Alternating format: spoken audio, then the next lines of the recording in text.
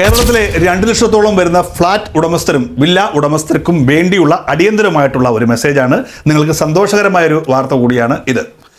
2023 revenue കമ്മീഷനുടെ report പ്രകാരം 2024 സെപ്റ്റംബറിലാണ് മന്ത്രി K രാജന്റെ അധ്യക്ഷതയിൽ ചേർന്ന് ഇത്തരത്തിലുള്ള ഒരു റൂൾ തയ്യാറാക്കിയിരിക്കുന്നത്. എന്താണ് ഈ റൂൾ എന്നല്ലേ? ഇതുവരെ നിങ്ങളുടെ ഫ്ലാറ്റിൻ്റെ നികുതി അടച്ചുകൊണ്ടിരുന്നത് ഒടുവിൽ ആ ഫ്ലാറ്റിൻ്റെ ആരാണോ ഫ്ലാറ്റ് നിർമ്മിച്ചത് അവരുടെ പേരിലോ അല്ലെങ്കിൽ അസോസിയേഷൻ്റെ പേരിലോ കൂട്ടമായിട്ടായിരുന്നു. അതായത് നിങ്ങളുടെ 12 ഫ്ലാറ്റുകൾ ഉണ്ടെങ്കിൽ 12 ഫ്ലാറ്റിൻ്റെയും നികുതി ഒന്നിച്ചാണ് നിങ്ങൾ വില്ലേജ് ഓഫീസിൽ അടച്ചുകൊണ്ടിരുന്നത്. ഇതിൽ ഏതെങ്കിലും ഒരാൾ നികുതി അടച്ചിട്ടില്ലെങ്കിലും അല്ലെങ്കിൽ അസോസിയേഷൻ അടച്ചിട്ടില്ലെങ്കിലും നിങ്ങൾക്ക് പിന്നീട് ക്രയവിക്രയത്തിന് ചെല്ലുമ്പോൾ പ്രശ്നമാകുമായിരുന്നു. ഇനി ആ പ്രശ്നം സോൾവ് ആകുകയാണ്. ഇനി നിങ്ങൾ ഓരോരുത്തർക്കും നിങ്ങളുടെ ഫ്ലാറ്റിൻ്റെ നികുതി നിങ്ങളുടെ പേരിൽ തന്നെ തണ്ടപ്പേരിൽ തന്നെ അടയ്ക്കാവുന്നതാണ്. അതായത് നിങ്ങൾക്കിപ്പോൾ ഒരു ഫ്ലാറ്റിൽ ഒരു 100 സെൻറ്റ് സ്ഥലത്തിലുള്ള 50 ഫ്ലാറ്റുകൾ ഉണ്ടെന്ന് വെക്കുക. തീർച്ചയായിട്ടും ഈ 50 പേർക്കുമാണ് ആ 100 സെൻറ്റിൻ്റെയും അവകാശം. അൺഡിവൈഡഡ് പ്രോപ്പർട്ടി ആണെങ്കിലും അതിൽ 2 സെൻറ്റ് വെച്ച് നിങ്ങൾക്ക് അവകാശപ്പെട്ടതാണ്.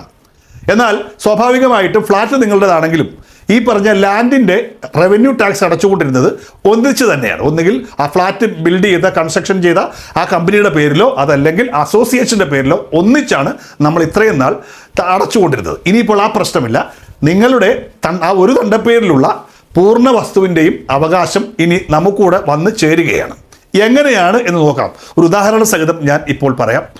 ഇപ്പോൾ ഒരു ഒറ്റ തണ്ടപ്പേരിലാണ് ഈ ഒരു 100 സെൻറ്റിൻ്റെയും തണ്ടപ്പേര് കിടക്കുന്നതെങ്കിൽ സ്വാഭാവികമായിട്ടും ഇത് ലോണിന് ചെല്ലുമ്പോൾ എന്തെങ്കിലും പ്രശ്നമുണ്ടെങ്കിൽ ലോൺ കിട്ടില്ല. നിങ്ങൾക്ക് എൻകംബർ സർട്ടിഫിക്കറ്റ് കിട്ടുകയില്ല. തിരിച്ച് ഈ ജപ്തി നടപടിയിലേക്ക് നീങ്ങുമ്പോൾ ഈ വസ്തു വിൽക്കണമെങ്കിൽ തന്നെയും അല്ലെങ്കിൽ ഈ ഒരു ഫ്ലാറ്റ് വിൽക്കണമെങ്കിൽ തന്നെയും പ്രശ്നമുണ്ടായിരുന്നു. അപ്പോൾ ഇനി ആ പ്രശ്നമില്ല. ഒന്നുകൂടെ കൃത്യമായി വിശദീകരിച്ച് തരാം ഞാൻ. ഉദാഹരണമായി 100 സെൻറ്റിൽ ഒരു അപ്പാർട്ട്മെൻറ്റ് ചെയ്തിരിക്കുകയാണ്. 100 സെൻറ്റ് ഭൂമിയിൽ ഒരു അപ്പാർട്ട്മെൻറ്റ് ചെയ്തിരിക്കുകയാണ്. അതിൽ ഒരു ഫ്ലാറ്റ് ഞാൻ ജോയി ജോൺ മേടിക്കുകയാണ്. മറ്റൊരു ഫ്ലാറ്റ് സാം എന്നൊരാളും മേടിക്കുക. 2 ഫ്ലാറ്റുകളും.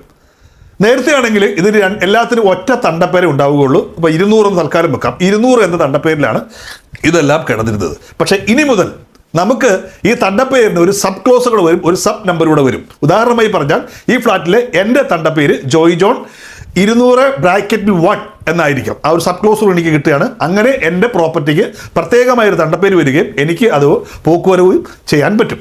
സാമിന് കിട്ടുന്നത് 202 ആയിരിക്കാം. അങ്ങനെ എത്ര ഫ്ലാറ്റുകളുണ്ടോ അങ്ങനെ സബ് നമ്പറുകൾ കൊണ്ട് വരികയും ചെയ്യും.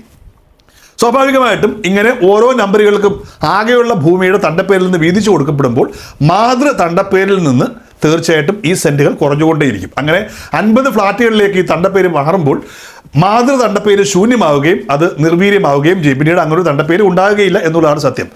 പ്രത്യേകം ഓർക്കുക, ഈ ഒരു ഫ്ലാറ്റ് മേടിക്കുമ്പോൾ നിങ്ങൾക്ക് ഇത്തരത്തിലുള്ള പ്രോപ്പർട്ടി അനുവദിച്ച് തന്നേക്കുന്നല്ലേ അങ്ങനെ എഴുതി തന്നിരിക്കുന്നവർക്ക് മാത്രമാണ് ഇത് ചെയ്യുക. ചില ഫ്ലാറ്റുകൾ അങ്ങനെ അവകാശം കൊടുക്കാറില്ല.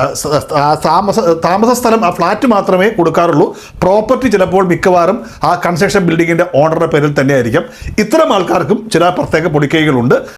നേരത്തെ പറഞ്ഞതുപോലെ തന്നെ അൺഡിവൈഡഡ് ആയിട്ടുള്ള, അതായത് നിങ്ങൾക്ക് ഭൂമിയുടെ അവകാശം തരാത്ത ഫ്ലാറ്റുകളുടെ രീതി നിലവിൽ തുടരുന്ന പോലെ തുടരും. ഒപ്പം തന്നെ ഇത്തരം സന്ദർഭങ്ങളിൽ ഫ്ലാറ്റ് ഉടമകൾക്ക് ബാക്ക്ലോഗ് എൻട്രി എന്ന സംവിധാനത്തിലൂടെ നിങ്ങൾക്ക് നിങ്ങളുടെ ഫ്ലാറ്റിൻ്റെ നികുതി അടയ്ക്കുവാനുള്ള ഒരു വഴി കൂടെ സർക്കാർ തുറന്നു തരികയാണ്.